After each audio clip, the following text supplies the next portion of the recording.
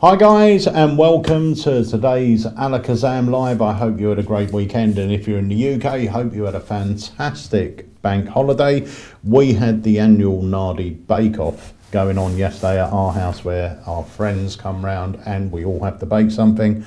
I came fifth, so there you go, and Holly won it. So congratulations to my daughter Holly, who created something incredible. Right, so that was my weekend. But anyway, let's bring on our co-host for today, the fantastic Mr. Wayne Goodman. Hello, hello, hello. How are you? What was it? What did you say? She cooked something that was incredible. Yes. And edible, apparently, as well. It was. She came first. Do you know what? Everyone always puts a lot of effort in. There's usually about 15 of us that take part in it. And this year's, usually it's cakes, you're baking cakes and stuff. This year it was biscuits. Jenny decided, right, everyone's going to make biscuits. And yeah, everyone done really well. Jenny made the most fantastic chocolate hobnobs. They were incredible. Absolutely incredible. Now, I'm led to believe that yours was a bit more savoury. Mine was, yes. Mine were small little parmesan and cheddar infused biscuits. They were very, very nice. Very nice. In fact, they were the ones that kept coming out and people kept grabbing. So I'm not saying, I didn't ask for a recount or anything on the scoring, but you know. Yeah, the proof is in the pudding, literally. Yeah, yeah. Right, let's say a few hellos. We got Alexander Ross. We've got Positive Gaming. We've got Gert joining us. We've got the fantastic Tommy Burnett, who's back in New York City. Hiya, Tommy. I think he only landed a few hours ago. Yeah. I think he only landed a few hours ago. So yeah, he's he probably did. Jet lagged a little bit. We got John Hayes, David Smith, Ian Raymond Walker, Darren Bain, Pete 09, David Han, John Williams. So thank you so much for joining us, guys. Let me have a look if there's any. If you guys got any questions, please let us know. We had a really good show last week. A couple of really good questions come up. I was just about to say, it was really good last week. We had some really, really good questions. People asking some really interesting ideas and theories, and you know, yeah, it's great. Knock 'em dead is the trick of the year, isn't it? Yeah. I knock 'em down. I mean, I'm so pleased to finally have it back on the market. I mean, it's been off the market in all forms for at least 8 years, I would say. So it's great to have it back, and you know it's been going really, really well. It's always a bit of a, not a worry, but you know when something's been out before, but there's so many new people coming into Magic, so I presume for a lot of people that purchased it, they've never seen Knock 'em Dead, the original or the second one. Panda Man's here. He said he loved the UK. He I think didn't he's back actually. stateside again. Sorry, mate. I think he's stateside again now. I think he's back in Yeah, the US. yeah, he's back home. He didn't get a chance to come and visit us, but he was cruising about and doing loads of magic by all accounts. I was following his Facebook and his posts, and he was doing loads of magic. Yeah, nice. I saw a lovely picture of him and his, I think it was his wife at Stonehenge. Nice. Nice. Well, I hope you really enjoyed your stay over here in the UK. He landed 8 hours ago, he said. So we got quite a few new people joining us. Actually, we got the legend that is Mark Bennett. I think this is the first time he's been on the live. Hiya, Mark. I'm seeing him next week. So if you've not been down if you live near Bristol, you've not been down there, you should definitely check out Smoke and Mirrors. And he's got a great bunch of guys. I mean, I've known Daniel Chard, who works for him. I've known for almost 2 decades now.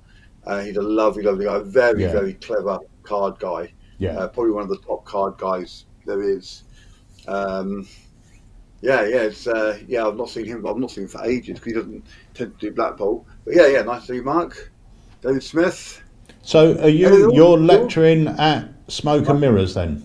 I think it's the Round Table they call it, which is in Bristol, and that's a Smoke and Mirrors, and it's not next week, is it? Is it? No, it's 2 weeks. 2 weeks today.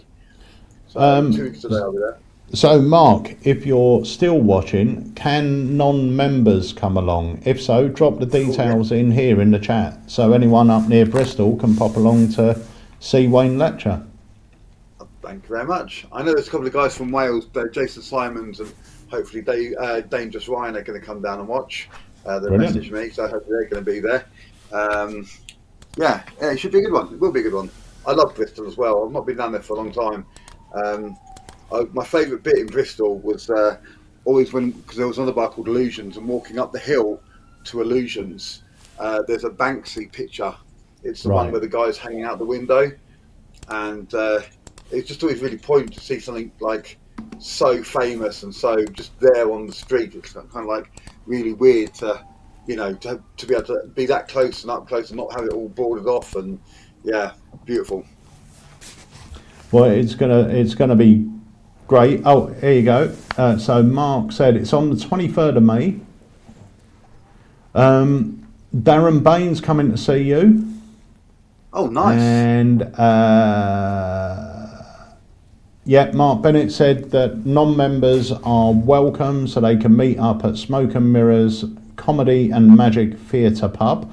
Mark, let us know what time people can start getting there and what time the lecture is.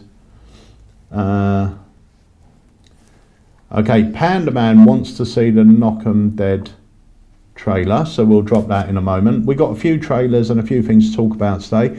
Use Knock 'em Dead for real anti-magic fan, but they were speechless. Oh, top stuff. Thank you, Roy. And I want to say a big shout out to Roy, who's been very helpful the last couple of days. Thank you very much. Roy came to my dealer dem in Edinburgh and turned up with some cake and a bottle of Iron Brew for me, which was very kind of him, and a little book as well. He's a very generous guy, is our Roy. He's lovely. He came down and saw us the next day as well when we were having breakfast with Tricky Ricky, but we were only there for about an hour, so it was a quick hello and stuff. But yeah, it was lovely to see him. Really nice group up in Edinburgh. Really, really nice group.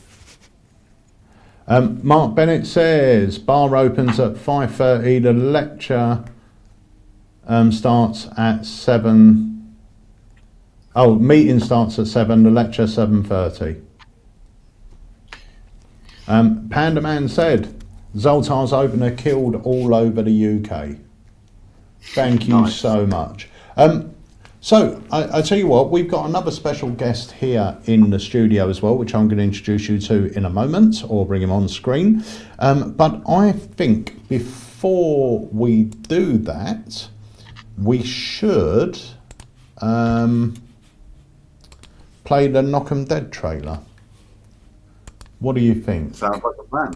Okay, let me Sounds like just a plan. change this thing because I don't know. There we go. Cool. Okay, right, okay, let's do this. Let's hit that Knock 'em Dead trailer. Here we go.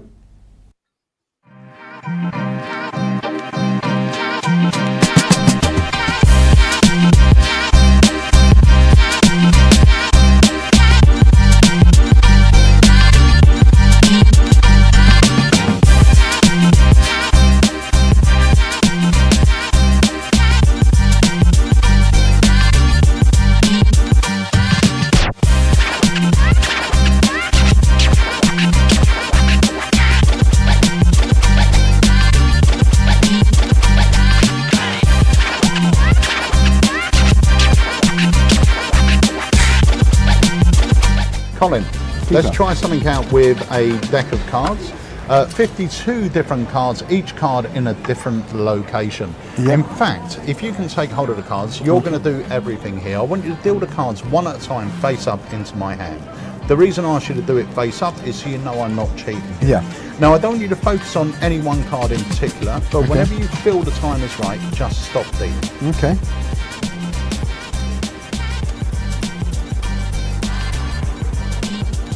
Okay. You have it here? Yeah, I'm happy okay, then. take this card. We haven't seen it. Place it down on the table. Okay. Now, if you'd have stopped one card before, we would have landed on the 8 clubs, one card after. We would have had the Queen of Hearts, but you stopped right here. And I think you've done a perfect job.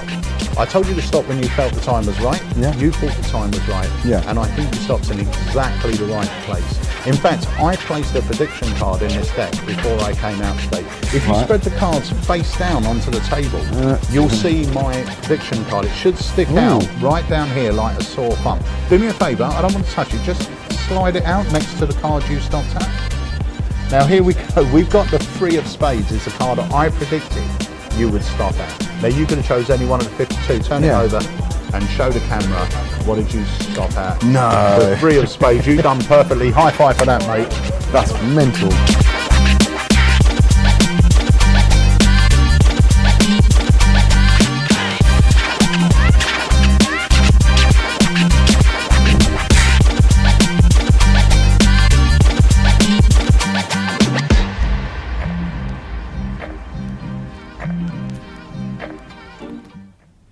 Right, so that's Knock 'em Dead, and I'm telling you, poor old Jenny is making them up every day because they're selling so fast.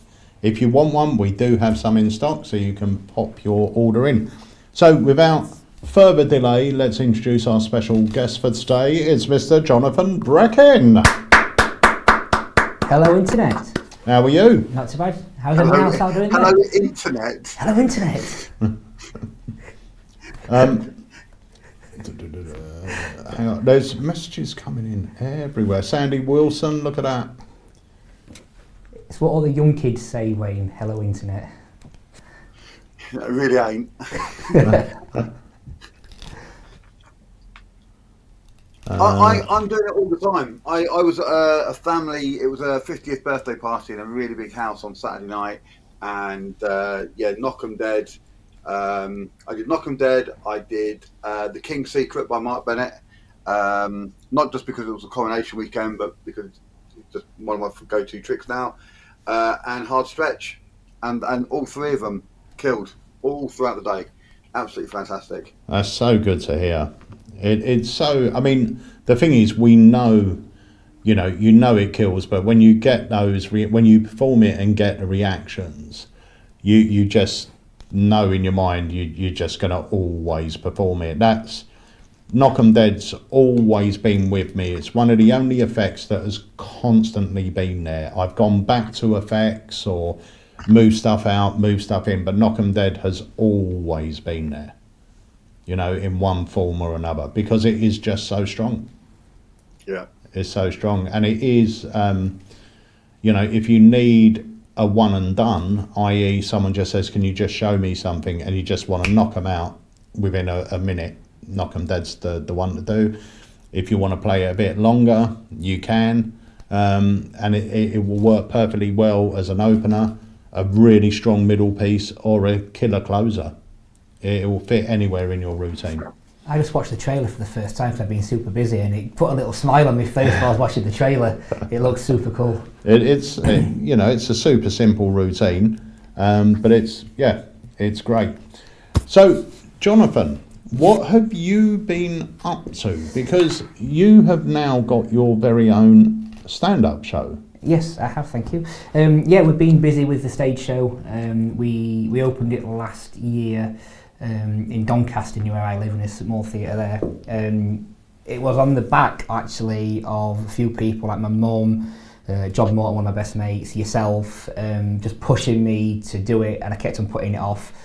And in the end, I just went, you know what, I'll do it, and fell in love with it. Absolutely fell in love with it.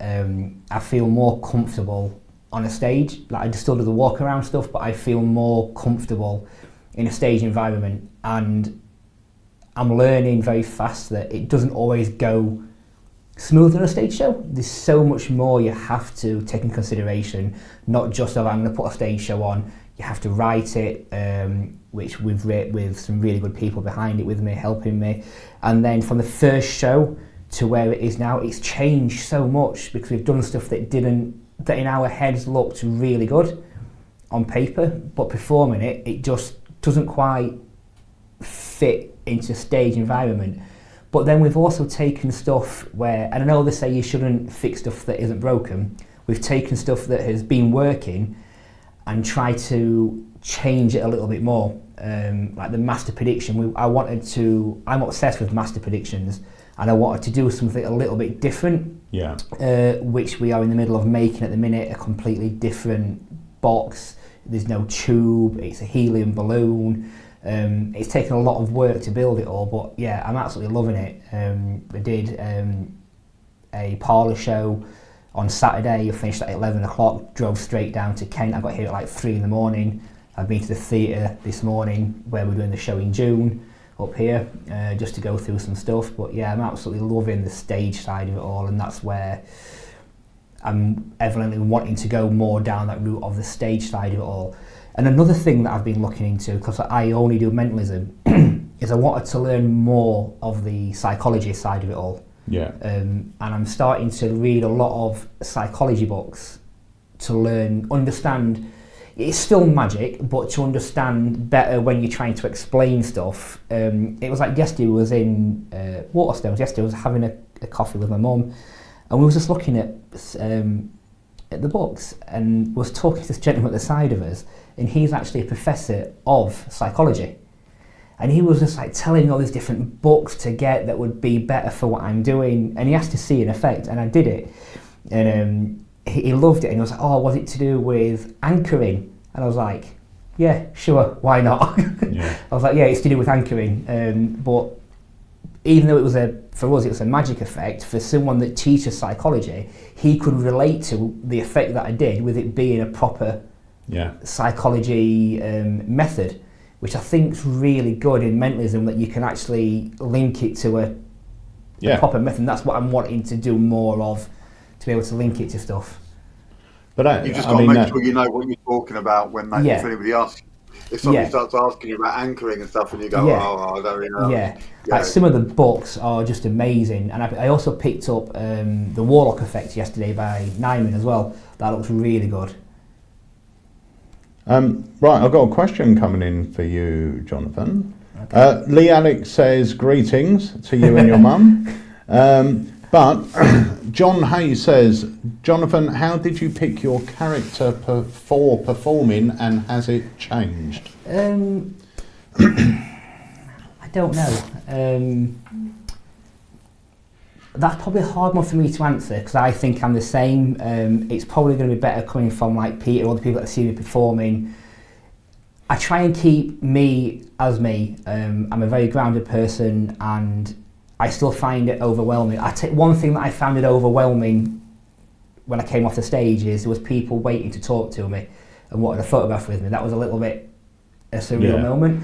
But no, I didn't really pick a character. I've just gone with me. I think some people might suit picking a character, but for me, I don't think that suited me per se. I wanted to stay with who I was, because it's at the end of the day, I'm the product.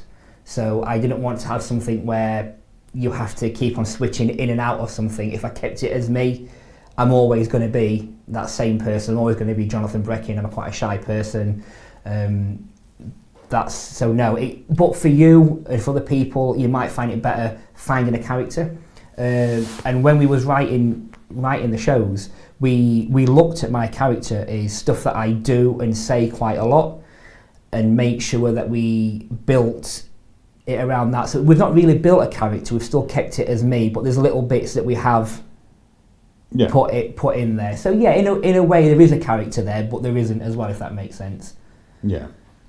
I think all of us have a character of some sort. I mean, there's definitely a difference between Peter the Magician and Peter Nardi. Yeah. There is a difference, and one of them is just louder, more confident, I'd say. Whereas me, normally, I'm the same as you. I'm quite a shy guy. I don't really like being the centre of attention when I'm out. But if I'm performing, that changes. Yeah. And it's not a conscious thing. It is an automatic thing, and it just happens. And funnily enough, I was telling Wayne on Friday, we were at a funeral for like one of Jenny's uncles, and it's part of Jenny's family that she doesn't see very often. I mean, there was cousins there that she hadn't seen in like 40 years. And this is always quite a weird one as well, because I'm at a funeral, Jenny's speaking to one of her cousins. Oh, I do look at your Facebook and everything else. It's your husband that's a magician, isn't it? Yeah. Will he show us a trick? And now you're at a funeral, and then it is that sort of, what do I do? I'm trying to avoid it. I'm at a funeral, I don't think it's right and everything else. But they were all, we're at the wake. It wasn't obviously in the ceremony, it was in the wake. So everyone's sort of chatting and smiling and everything else. So while I was standing outside, they were there, and they went, "Oh, Peter, you're the magician. Could you show us something?" So I said, "Yeah, I'll show you something." So I did two things actually. I did apparition, and I did hopping halves. These were two things that were just in my pocket. I've always got hopping halves, confusing coins. That's always with me wherever I am. So I did those two things, and then the owner of the bar was outside having a cigarette, and he said, "Oh, could you show me a trick with cards?" And I said, "Well, I've got no cards on me. I've got some in the car, but Jenny's got the keys." He said, "Well, would you be able to show me them with my cards?" And I said, "Sure, if you got a deck, as long as I can use the cards, I'll." And he went, "Well, I don't think I've got any." And he obviously was just asking whether I'm using a trick deck.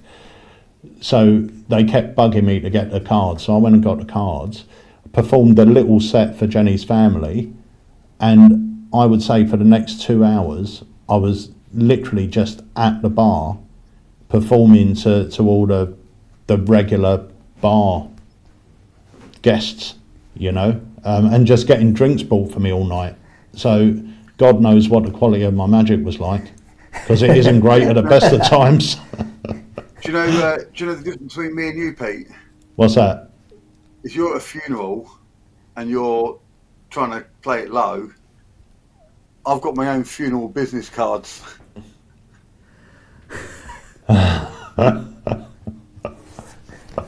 Oh my God.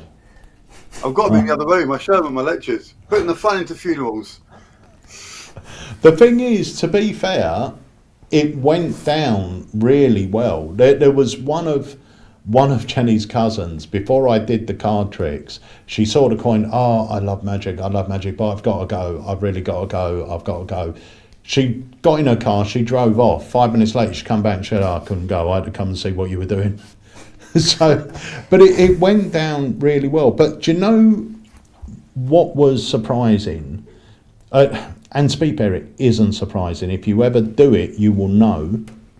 I got offered a job in that restaurant that night and to be a residency. Both of which I declined because it's miles away. But I did say to you yesterday, I'm going to give you their number. And I did mention that I had a friend who was fantastic, who lives nearer. But it just shows you that if you do perform, you will get people saying, you know, how do you fancy coming in here and doing magic one evening? A lot of my small parlour this? shows that I'm doing are from being in like bistro bars. Yeah. And they're seeing it, oh, can you show us this? Oh, that's really good. Can you show the owner? Yeah. And then all of a sudden the next thing, oh, can you do us a show? How much would it be? And then you're into the business of it all. So that's where I'm getting a lot of my parlour shows from now. I'm doing more parlour shows. Even at weddings, I am finding I'm doing less walk around now, and I'm doing more of a show style. So after they've had the wedding breakfast or whatever, they can just sit for 40 minutes and just be entertained. And I mean, involving everybody. Yeah, yeah. The other thing that I would say as well, and this is something that I don't know who told me to do this. I think it was Nicholas Einhorn about 20 years ago, and it's something that I used to do, and I haven't had it in my car for the last few months, but it's going back in now. I've got 3 or 4 wash bags that I bought, just little leather wash bags. And the idea is to put a close-up set in each bag and pop it in each car, or, you know, pop it. So I've got a car, Jenny's got a car. So in the boot of those cars should be a close-up bag with an act. I'm the same. I've literally got a wash bag that I got from TK Maxx, a nice leather one, and it's got stuff in there that I could do either walk around or a 45-minute mini parlour show. That's the thing, because, you know, in this situation on Friday, yes, it was fine, everyone was entertained, and all I had was a deck of cards. But in my mind, I was thinking, if I would have had my card to wallet, my Omni deck, my, you know, Charming Chinese Challenge, the Mirage coin set, if I would have had these things with me, all right, I might not have used all of them, but now you're getting a really nice variety of magic going on, you know? Yeah. And that's something I said to Jenny, I said, I've got to pop the bag back in the car. So I think I'm getting the buzz again to go out and, you know, maybe not go out to gigs. When we spoke on Saturday morning, you were definitely more animated about it.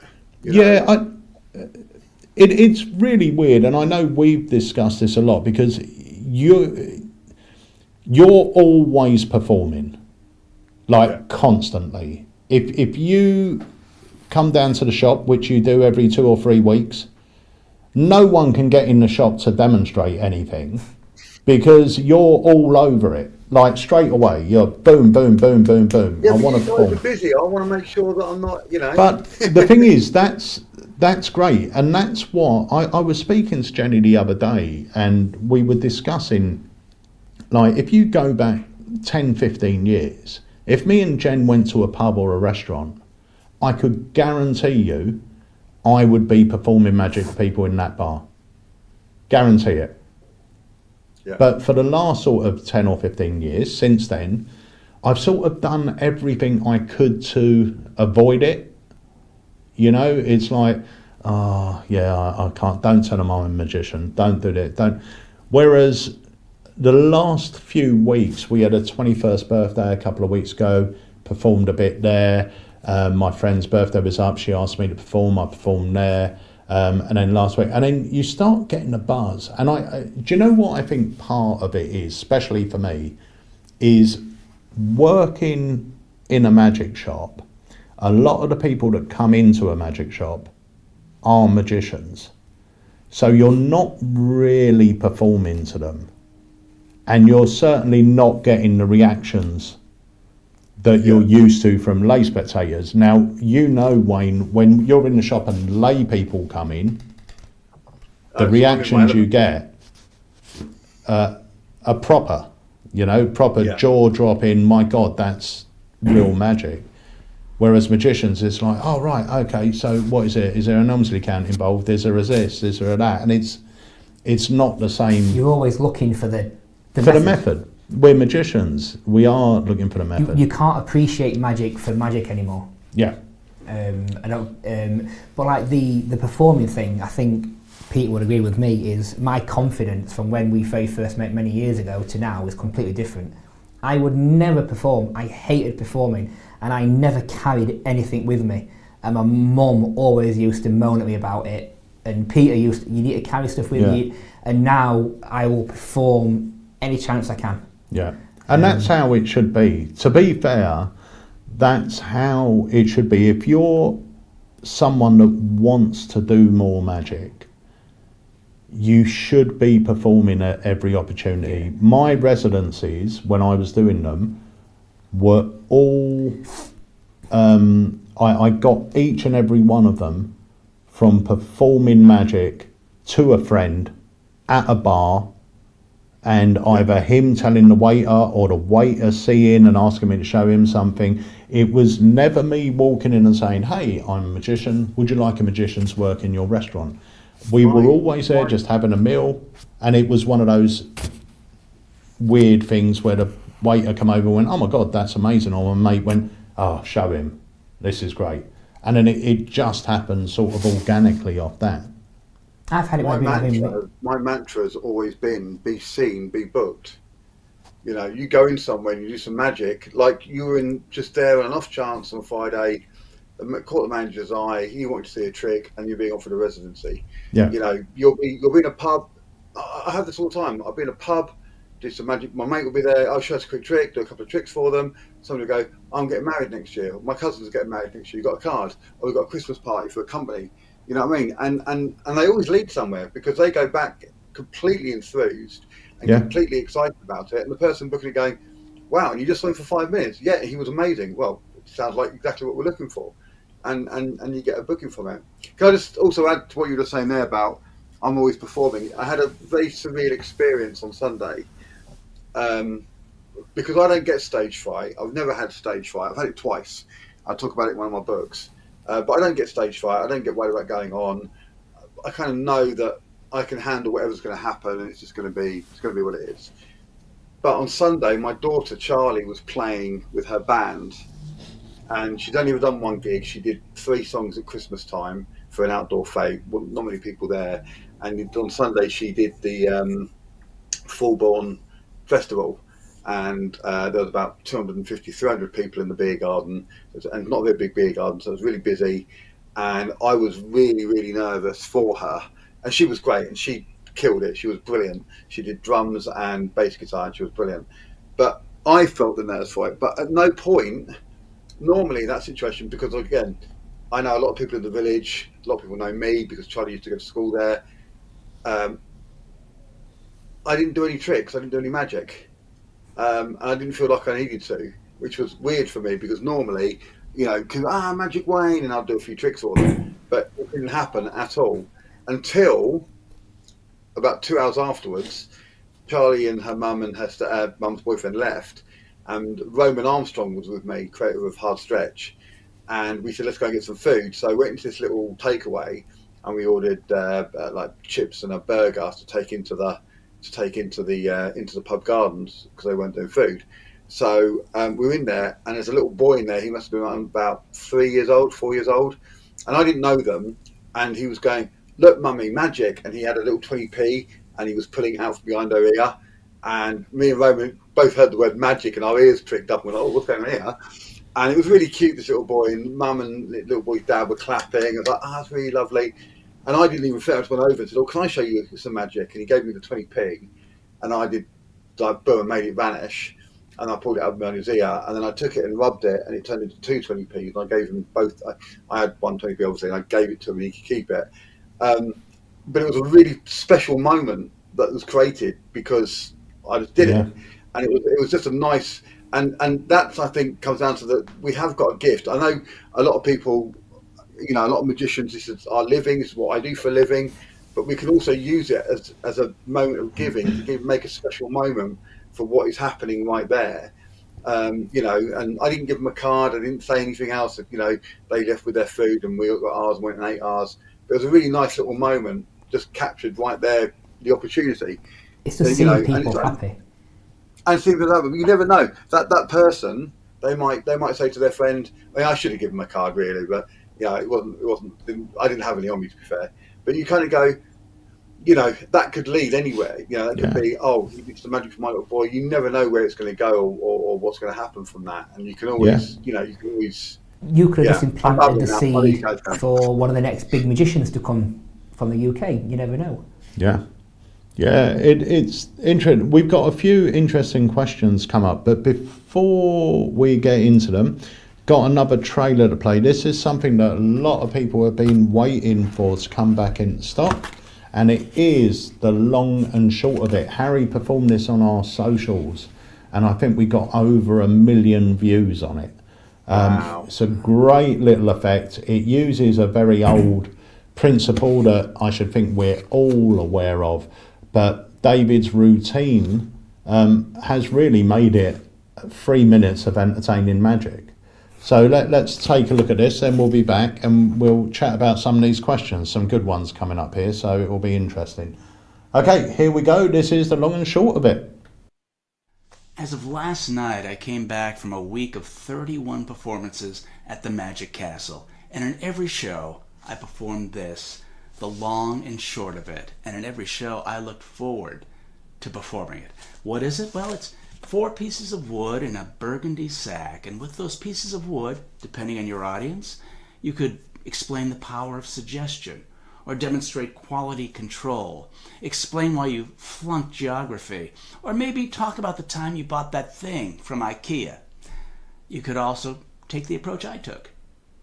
Well, a lot of you came here to see magic tricks, I understand that.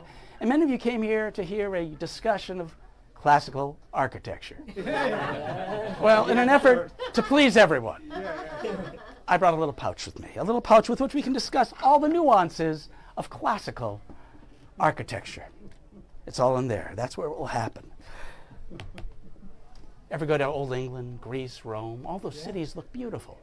The reason is they were designed with classic forms, standardized shapes. Let me show you what I mean. This is called the standard arch. That is the short arch.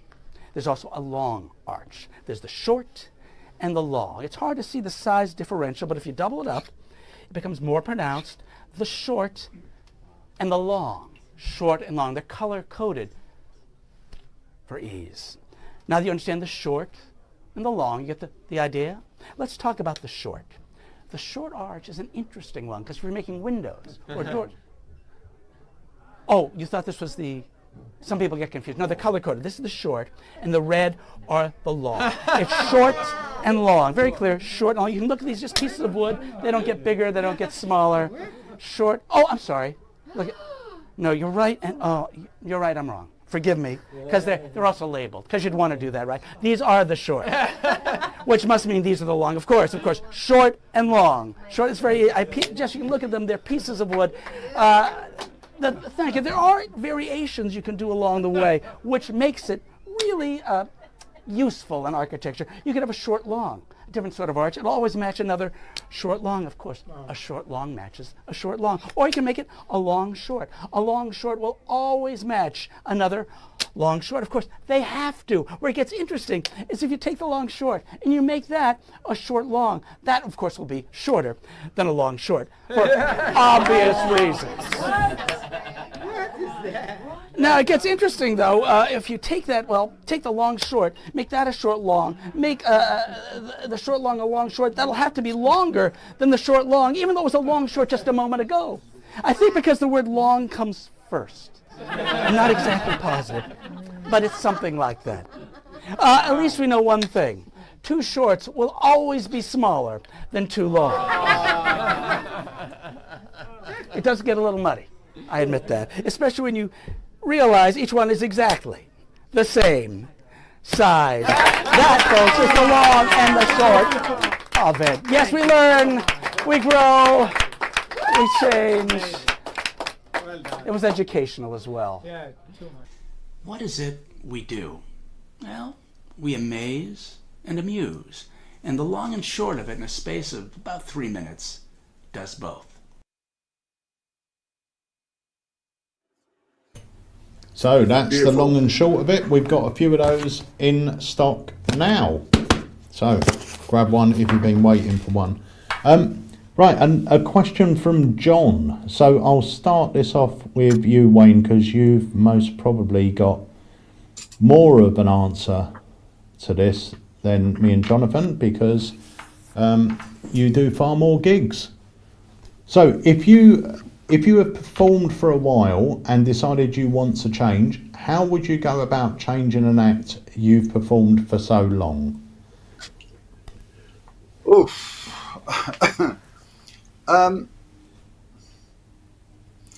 Okay, this. Can I say So something? I was Yeah. going to say, because I don't think this is overly relevant unless you've got a show you're selling out constantly. I think most of us will add new bits to our show and take them out. Maybe for you, Wayne, because you do repeat birthday parties and things like Yeah. this. I part of my selling, my point of sale, my USP sort of thing. USP side, is that no two shows are ever the same with me. No two tables are ever the same with me. Because I do different jokes, and I'm ad-libbing and creating, and it's just, I never do the same thing twice, the same way. Not as an effect, but in routines and setups. The closest I can come to this was when I was in Spain. I used to do 5 shows a night in the hotels and the bars, 5 one-hour shows, and House of Illusion as well. Same I shows. did 2 minutes on the spot. Same, pretty much the same show. Yeah. Now I would add new gags in all the time, and I would try out new tricks all the time. But the 4 core elements of the show stayed the same for 8-9 years, and 5 years on the ships before that. So, it was pretty standard. I knew exactly what was happening and where it was, because I had to be very tight with the timings because I had another show to get to, so I couldn't mess around with it too much. When I came back to England and I was doing the holiday parks, I had to change the show quite drastically. I had to get a gun license so I could do my gun trick. So there were a few weeks where I couldn't do the gun trick. There, I had to drop the cigarette in the t-shirt. One, because in Spain it's easy to get someone to take off their t-shirt and get a bloke up and get him topless because they're in Spain. Not so easy to do that when you're in a family bar in Margate at Butlins. Yeah. So I kind of even taking jackets and that. And with the smoking ban indoors, some venues just went, no, you can't do it. So I had to change that, and that was my opener. That was a big part of my act. Was the first? Well, it wasn't my opener. It was my opener for the adult part. I'd do a kids trick first, which was still for the adults, but like a family trick, and then go into that. I think the main thing is whether you're changing anything, if you've done it for a while or not, is first of all make sure it fits what you're doing, because say you want to change your opener, you want to change one part of your act, then the rest of the act is still established and built. You want to make sure whatever you're bringing in isn't a stark contrast to what you're doing. You want it to fit, otherwise it will feel disjointed. And the other thing is to just go for it and just make it happen. The only way it will work. I have another little mantra I have here. It's more to do with my housework, which is if you don't get off the backside and do it, it's not going to get done. And I think it applies here as well. I think if you want to do something in your act, then just do it. Yeah. And don't be scared that the first time it might fall flat or it might not get the reaction you want. Every single time I put a new trick in, especially one thing I've created, it's gone pretty flat, or it hasn't been that amazing the first time you do it, because you're still finding your feet with it. But work it and work it and work it, and within a very short space of time, it's killing every time. Yeah. So yeah, go for it, do it. Don't be scared. Enjoy it. That's a really good point that you made there as well, and I just want to sort of repeat it. When you're putting a new trick into your act, don't expect it to kill straight away, because you've got to learn how to play that trick to the audience. You can practice it, and some tricks are just visual and the magic is there for them to see. Other tricks will improve with your patter, with your timing, with your pacing. And There's a. I was just going to say, like, I used to give myself sort of 6 or 7 gigs to decide whether, I mean, if I'd done a trick and it just bombed so bad, I most probably wouldn't perform it again until I studied it a bit more and you know, understood it a bit more. But usually you'd get a trick. I mean, I've had, believe it or not, I've had a pretty well-known magician once walked in the shop and said, what do you know, what's one of your go-to effects at tables? And I said, Chicago opener, Red Hot Mama. I don't think you can get really a stronger effect than Red Hot Mama. It's amazing. And he said, do you know what? I used to perform that, never got a reaction. Now, that to me seems impossible, because that's not the trick's fault. It's how it's presented and delivered. It's how it's presented. And I went through my presentation with it, and I think you really need to understand the effect you're doing, and you only really do that by performing it. You know, if you, I used to open with a trick called Tribute to Verone. Yeah, great with trick. the shrinking card box. Henry Evans. Oh, you've muted, Wayne. No. Can you hear me? No, still. I haven't done anything. Oh, I can hear you, Wayne. oh, it might be me then. I've muted. Hang on. Can you hear me now? Ah, you know why? Batteries run out. Battery's run out of my headset. Let me find myself another headset or plug this in. Hang on one sec. But on the stage stuff, though, I wouldn't really. Stuff for me has changed from how the first show went to going forward.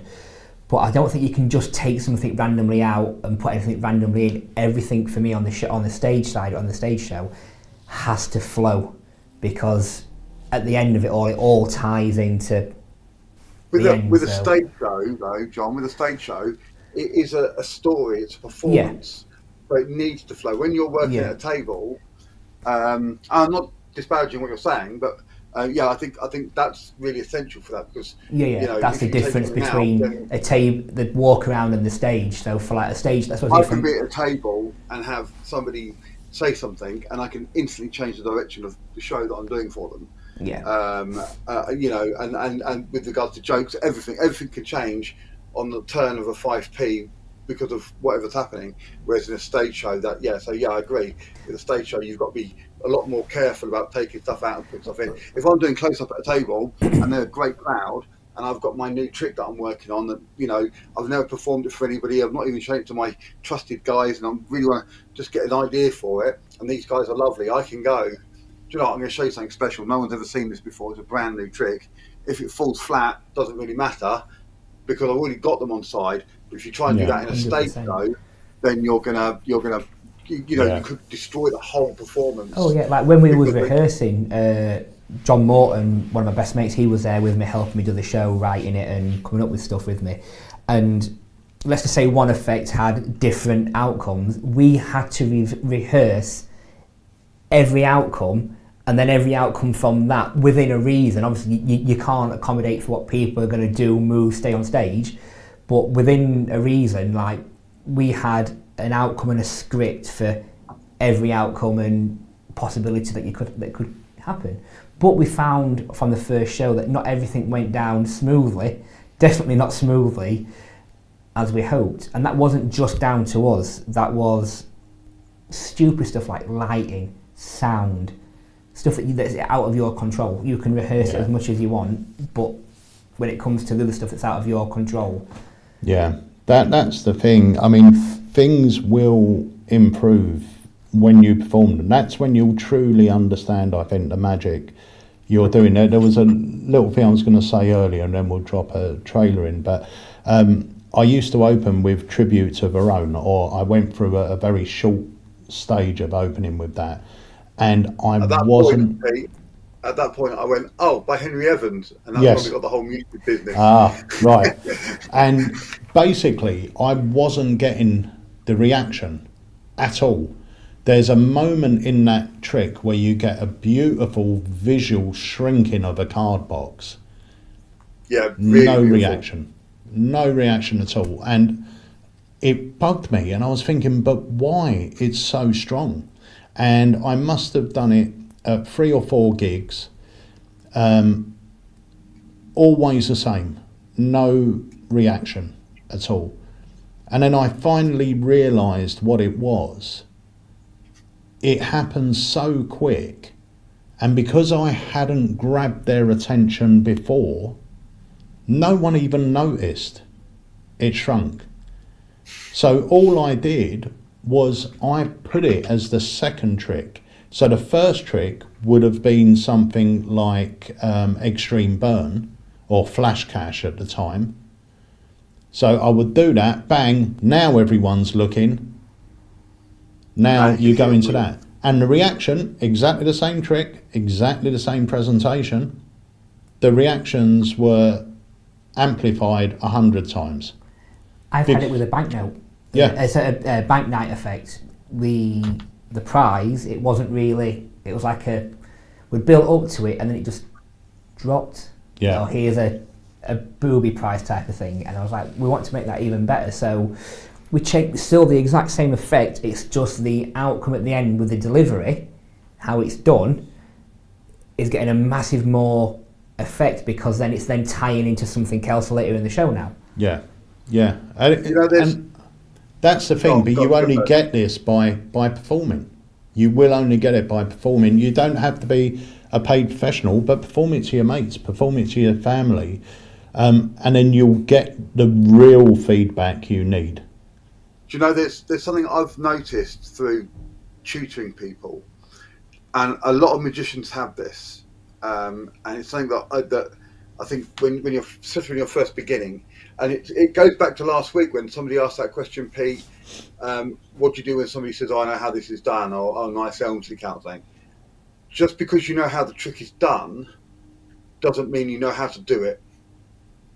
And that's I think the core of it. You might know how the trick is done, you might know there's an Elmsley count in there, but it doesn't mean you know how to present it, how to perform it, how to routine it, where the misdirection is needed, what the points you need to really emphasize, the points you really need to de-emphasize to distract away from. All those key elements have to be it's like a jigsaw puzzle and has to be put together, and once you've got it together, then you know how to perform the effect. Yeah. And it's a lot more than just going, yeah, he did a double lift. Yeah. You know, there's so much more to it. And a lot of magicians will take a trick and they'll learn it and they go, oh, yeah, I can do an Elmsley, yeah, I can do that. And then when they go out and do it, they suddenly go, oh crap, I haven't thought about lines of sight, I haven't thought about angles, I haven't thought about, you know, timing issues, I haven't thought about this, I haven't thought about that. And there's so much more, and that's the difference between someone who knows how it's done and someone who knows how to do it. I had one of them on Friday. One of the guys at the bar said, oh, have you heard of Chris Ramsey Presents? And I went, oh, I know Chris. Yeah, I watch his YouTube channel, so I know how you do your stuff. And so I went, oh, okay. And he went, yeah, he goes, and he was speaking to the bloke. So I've already done 2 or 3 tricks and they were amazed. So he's walked in, bought a pint, but noticed. He goes, yeah, he goes, when you put your card in the pack, he don't really put the card in the pack. But then the other guy's going, well, he does, because I put my card in the pack and I shuffled them and I done this. And he's going, yeah, no, I know it's done, Chris Ramsey. So I said, look, let me show you something. I said, this is, I'm going to be honest with you now. I'm going to use a special app for this. It's not sleight of hand. It is an app. So you might have seen Chris Ramsey do something similar, but I'll show you it. It's a bit of fun and it's really good. So I got him to select a card, sign the card, put it in the deck, it goes in the middle. And I said, look, and all you have to do is find the app on your iWatch, press the up button, and now your card's on the top.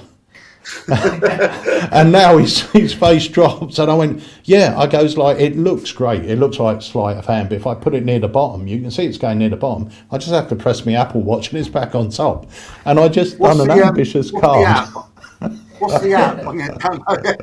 The thing is, it went down so It's on a well. live launch next week. Yeah, it went down so well that I want to get a screensaver on my Apple Watch that just has an up arrow that says up. Because as a presentation, but I gave it this like 30-second build up of, it is just an app. Don't ask Rick Ashley for that. Go on. He's never going to give you up. Oh my God. Right. On that note, we're going to play another trailer. So Look at that. Here we go. We'll be back in a minute while we all recover. Let's play a trailer. People liking that. They're in the house. Buttons and shit.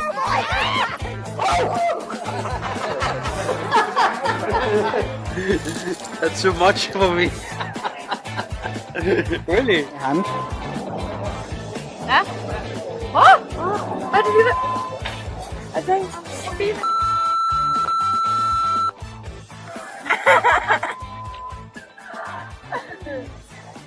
I can't. I don't get it. How has that just happened?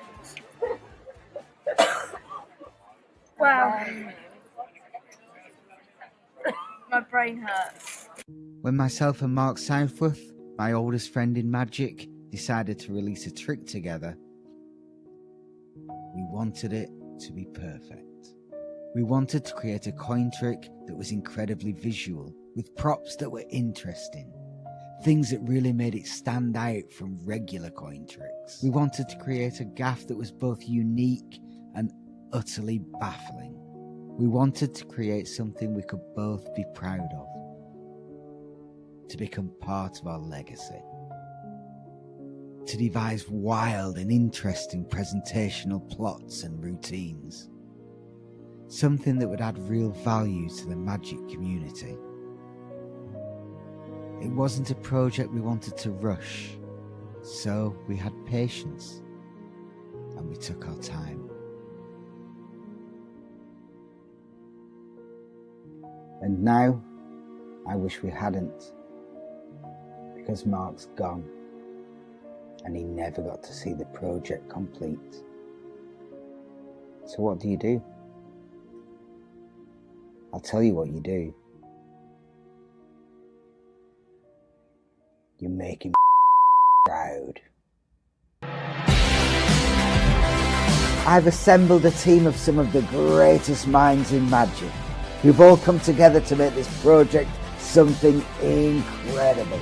With routines, handling tips and presentational plot ideas never seen before. There really is something for everybody, from beginners to experts, from sleight of hand technicians to mind readers. Don't miss your chance to grab part of the legacy of one of Magic's greatest creators and consultants.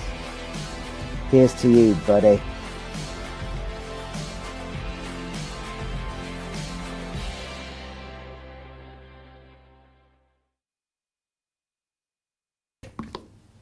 So, let's bring that up. So that's brass buttons, and these, my friends, are in stock. We have these on the shelves now. So if you've been waiting for a brass buttons, go pick yourself one up while we still got them. I will say as well, Mark put a great post up here. So if you're on the Facebook chat, have a look at Mark Bennett's post about people that know tricks. And I will say as well, the very same guy, when I did confusing coins, not outside, I did it again inside for the people in the bar. he did say, I used to have a coin where one coin went inside the other. So he obviously was playing about with magic. And he said, is that what you're going to be using? And I went, no, look, you can see both sides of my coin. Oh, yeah, all right. And then he just put it down to sleight of hand. The fact is, and what Mark says is absolutely true, you know, we cannot emphasize too strongly that knowing the secret of a trick is not the same as knowing how to perform that trick. Yeah. And that's true, because even though they can give you the exact method you're using, if you do that trick well, they will not understand how that method's been used, or will not even believe that method's been used, you know. And that's the thing. And it was quite interesting. It was quite interesting for me as well. I like having people like that, because it does sort of not challenge you, but it makes you think. Makes you think on your feet, and it, you know, gives you a chance to sort of not prove your skill, but prove to yourself that, you know, you're not scared of that sort of situation. You just go into it. But I think that's an experience thing as well. And the more you perform, the more you understand that, and you can handle that. I did something on Friday, I think it was, in Blackpool, for a promoter over there, quite a well-known promoter. Sorry, is John's microphone off? Shouldn't be. Hang on one sec. Check the batteries, John.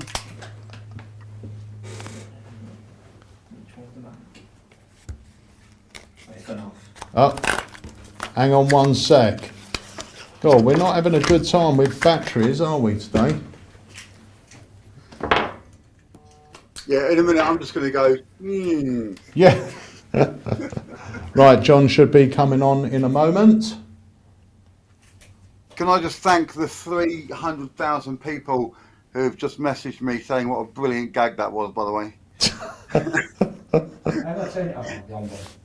Yep, keep your finger on it and it will light up. And the 2 million people who've got no idea who Rick Ashley is. Is that better? Wayne, Yeah, can you hear better. me? Cool. Yeah. I was performing something for a well-known promoter in Blackpool last week, and I did something for him, and he went, "Oh, I've seen this. It's the pen." I was like, "Okay, if that's what you think, there's the pen," and just walked away.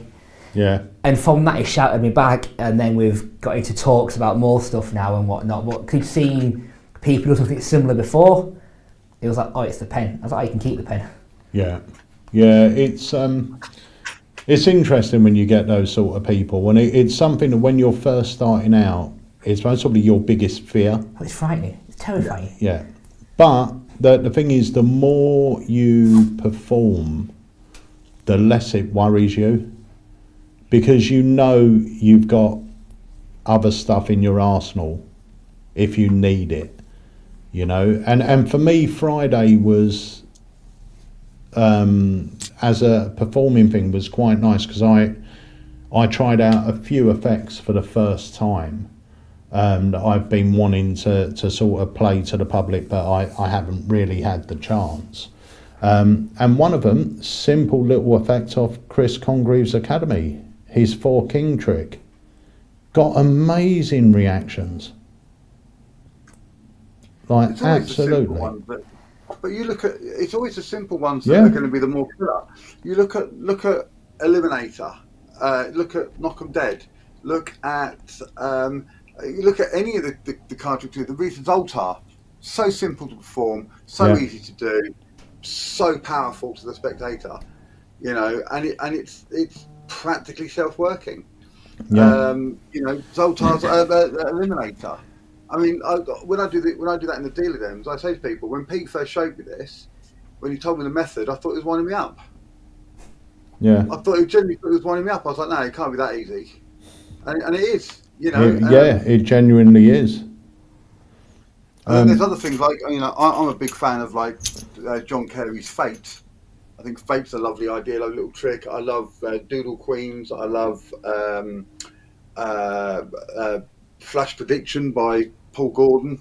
or as I call it, not an Elmsley counting site. That's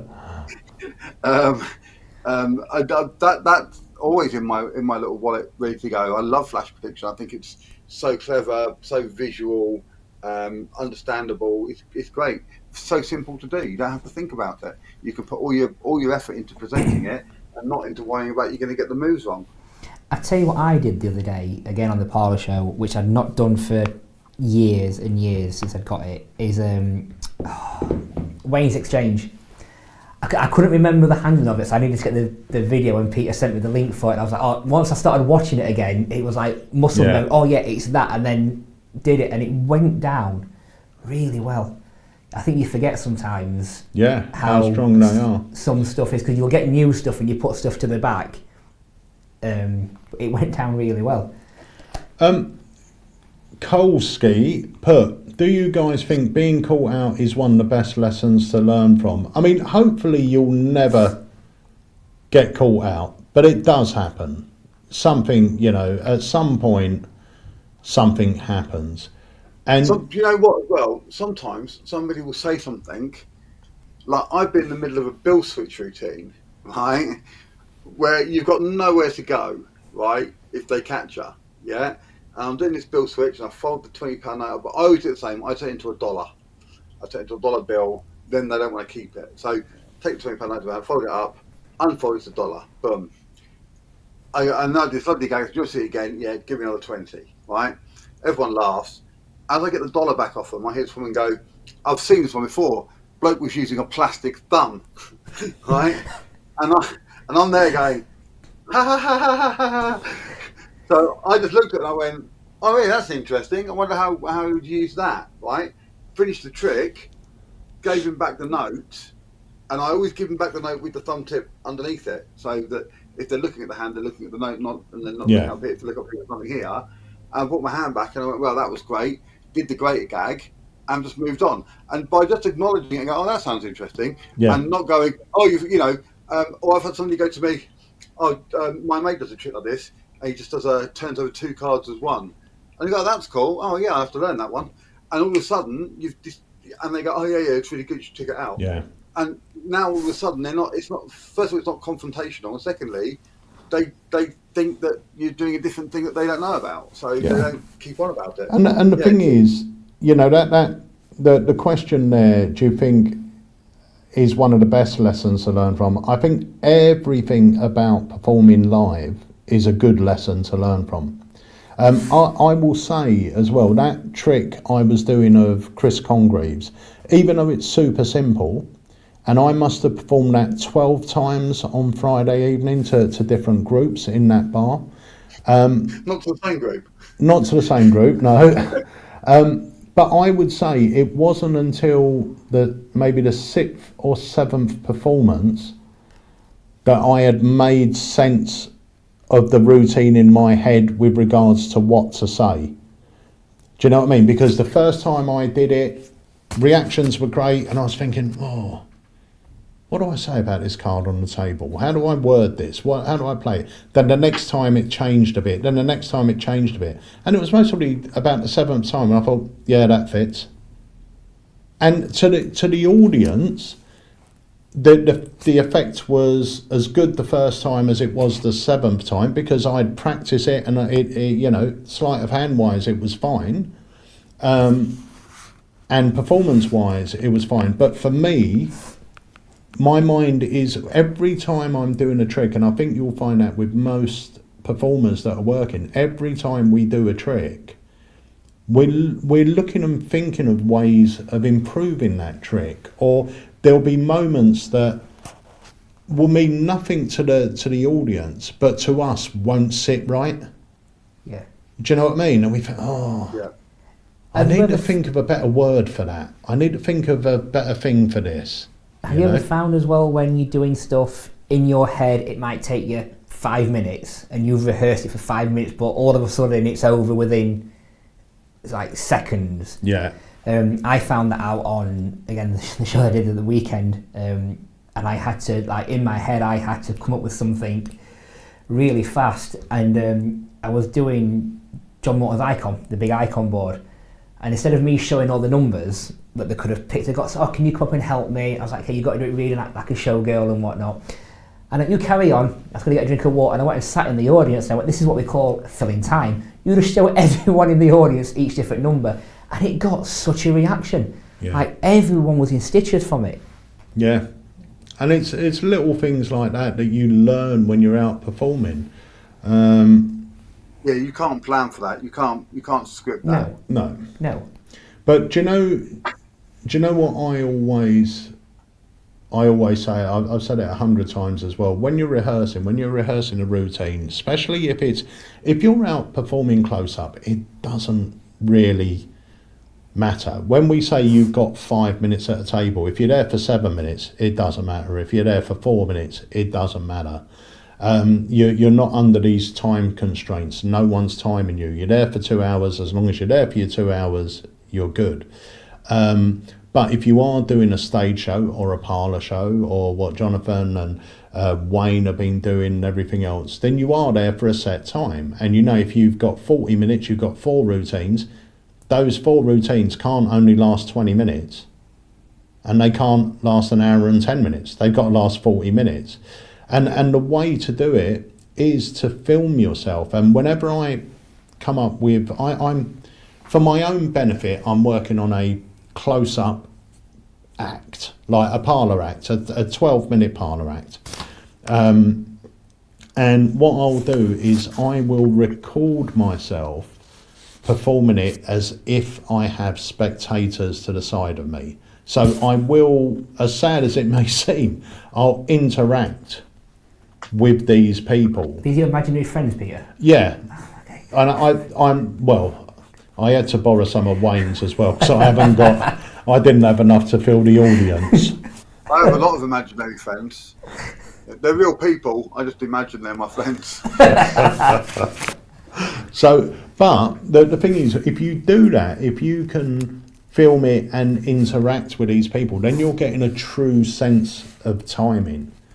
Because one of the main things that you'll get to learn very, very quickly, you rehearse a trick indoors and go, oh, this lasts 2 minutes. That's going to last 6 minutes when you're on stage. Because you don't take into consideration people. Like, if you need someone from the audience, they've got to get from the seat, on their introductions, all that type of stuff. We found it goes to the close-up as well. I heard a great bit of advice once, which was watching yourself in the mirror is fine, but it's better to video record yourself doing a trick. Yeah. Because you learn to blink in the right places, and you'll miss a slight because you'll blink at that moment and to cover, because you're covering it yourself, but the camera won't blink and will catch it, and then you can watch it and go, oh, that is, I am doing that wrong. That isn't the right. Oh, I've got to turn my body, or I've got to do something. But that is the other good thing about recording it, because when I started getting back into magic, I had the close-up mirror, and I would watch the close-up mirror as I'm doing my slides. But now I'm doing the routine, looking straight ahead, like this. Whereas when I film myself, if I'm going to be performing this part of the trick to this person because I need to cover this angle, I will turn to that angle. So when I'm watching back, I'm going to be seeing what the audience member sees. What we see, yeah. Truly sees, you know. So when I turn to perform to this person, I will turn my body and I'll perform. That will cover this bad angle, vice versa, you know. And we're so blessed nowadays to have like video cameras on our phone and things like that. Just stick on a tripod. Whatever you're doing, just film it and watch it back. And you will learn a lot by watching yourself back.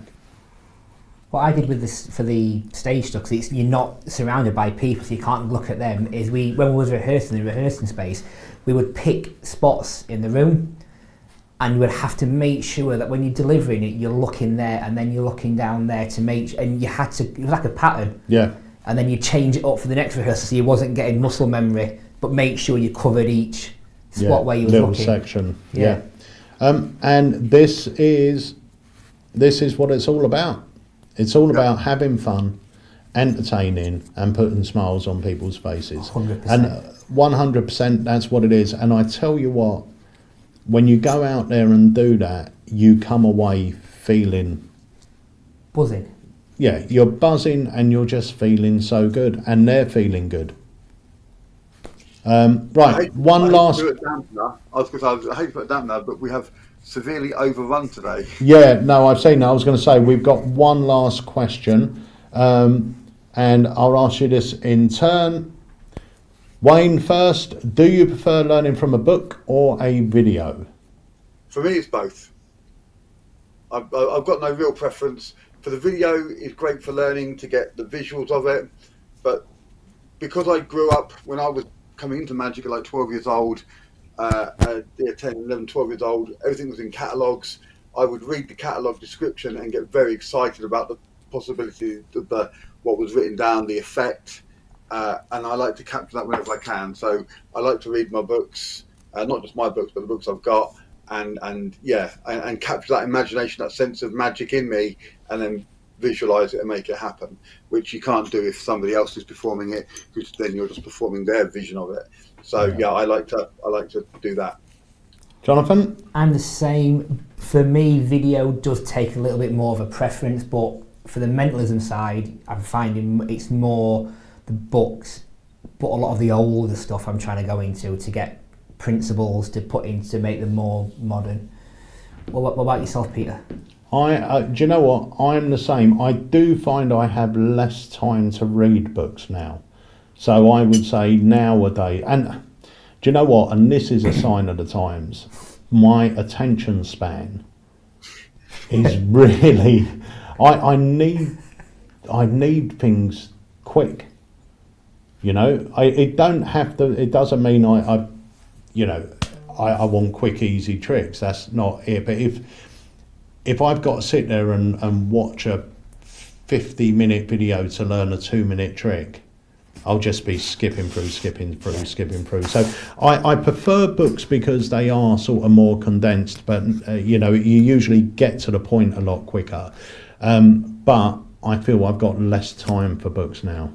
What I've been doing with a lot of the older books, because I don't like carrying around with me, is I'll photograph a chapter on my iPad, and then go through it. I can read it on my iPad at my own leisure, and then when I've read that, go back and take some more, so you don't have to carry loads of books around with you. That's a really good idea. And there are some really good, people like John Carey, people like Paul Gordon. They've got a very good style of writing that a trick takes up one page. They just get into it, and it's like this is trick, this is how it plays, this is what you do, boom, boom, boom. But yeah, I enjoy both. Great question, and but like Wayne said, when we got into magic, there were no magic videos or DVDs. It was all the written word. Reading by candlelight. Yeah. I tell you where things like video does help is things like something simple like the frustration count. When you read it and then do it, you think that can't be it, surely. But then you see someone do it and you go, oh yeah, no, yeah, I can see it now. Sometimes because we had to learn Elmsley counts from a book and everything else from a book, and it's count, biddle grip, biddle count. Weren't it all hieroglyphics though? But it's nice. The Old Round Subtlety for me was a particularly hard one to learn from a book. Yeah, but it's nice having that visual, isn't it? So you can go, oh, okay, I can see what it's supposed to look like. That's the thing. I can see what it's supposed to look like, which, yeah. So I think they both really got their place. But as Wayne said, we are 20 minutes over. 20 minutes. It's Jonathan's fault. For free. 20 minutes extra for free. Look at that. That's because Peter went out of battery in his mic. That's what it was. Right, guys, we are going to say goodbye. Thank you so much for joining us on this week's live. There's no Academy this week, but we are back next Tuesday with another live. Remember, we have got the brass buttons in stock and shipping now. We have got the long and short of it in stock, and I'm going to leave you with a trailer for an effect that's, I believe, just gone on pre-sale. It's called Fox's Handcuffs, or the Fox Handcuffs. So that is on the site, and you can grab one of those. We've got a few AlakazamMagicUK exclusives arriving next week, so we might have them for next Tuesday's live. Oh. So who knows? We should be able to talk about them a bit more then. And we have got a live product launch this month as well. We'll let you know the dates soon. Right, that's it, guys. Wayne, thank you for joining us. Always Jonathan, pleasure. See you later. Jonathan, thank you. And guys, thank you for watching at home. I'm going to leave us with Fox's Handcuffs. Watch when they cross, it makes a square.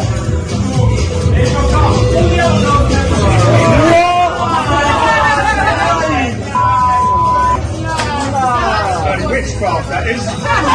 Witchcraft.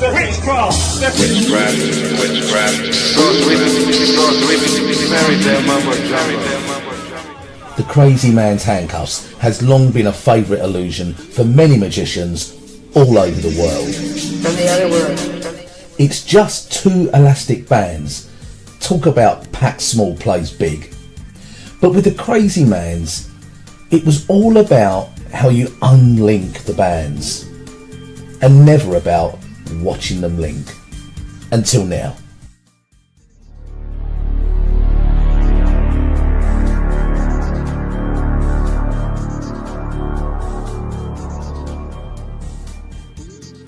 For several years, I've been working on a slow motion melt through of 2 elastic bands to create the perfect illusion. You saw right, but this isn't just eye candy for the camera.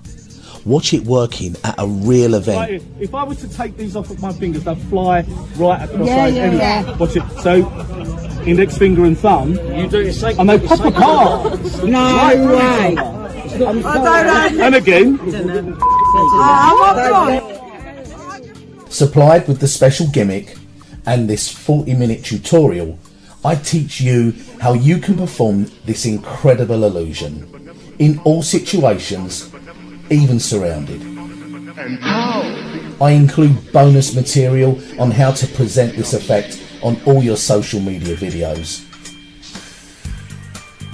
And you'll be pleased to know that after just a few minutes, you'll realise that the gimmick practically does most of the work for you. I'm Wayne Fox. Get ready to blow some minds, because this is Fox's Handcuffs. Oh my god! I think they've put something in the